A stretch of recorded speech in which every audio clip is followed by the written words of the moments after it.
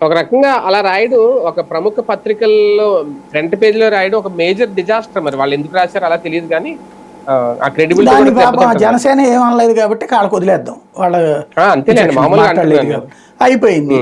అయితే వెంటనే అందుకని దానికి రివర్స్ ఎత్తే వేసాడు పవన్ కళ్యాణ్. అభ్యర్థిని అనౌన్స్ చేస్తూ కన్ఫర్మ్ మళ్ళీ నామినేషన్ సంబంధించి అప్పుడు చివరి నిమిషంలో పార్టీ జాగ్రత్తగా తెలివిగా వ్యవహరించింది. స్వయంగా లోకేష్ దగ్గర ఉండి నామినేషన్ పత్రాలు ఇప్పించడం, తద్వారా ఆ పత్రికలు చేసిన తప్పుని సరిదిద్దాడు ఆయన Lokesh. At the same time Pavan Kalyan వ్యూహం స్ట్రాంగ్ గానే ఉన్నాడరా అని తెలిసింది. ఇది ఒక ఆస్పెక్ట్. రెండవది భారతీయ జనతా పార్టీది. భారతీయ జనతా పార్టీకి సంబంధించి సోమవీర్రాజు ఎంపిక అన్నటువంటిది అనూహ్యమైనటువంటిది.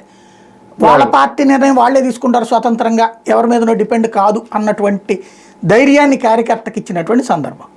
ఎందుకంటే సోమవీర్రాజు, విష్ణువర్ధన్ రెడ్డి ఇట్లాంటి వాళ్ళంటే తీవ్రమైనటువంటి జీవీఎల్ నరసింహారావు ఇట్లాంటి వాళ్ళని ఒక ట్రోల్ చేస్తూ ఉంటుంది టీడీపీ టీం. అట్లా ట్రోల్ చేసే టీంకి సంబంధించినటువంటి సోమవీర్రాజుని వాళ్ళు వాస్తవంగా అయితే కనుక నిజమైన ఆర్ఎస్ఎస్ నుంచి వచ్చిన బీజేపీ నాయకులు వాళ్ళు భారతీయ జనతా పార్టీ అన్న ఆత్మతోనే పనిచేస్తారు అంతే తప్పించి వాళ్ళు ఏమి చంద్రబాబు మీద వ్యతిరేకత కాదు, జగన్ మీద వ్యతిరేకత కాదు, అలాగని ఇద్దరి మీద ప్రేమ కాదు. వాళ్ళకి ప్రేమ ఉండదు, ద్వేషం ఉండదు, వాళ్ళకు ఉండే ప్రేమ ఉంటుంది.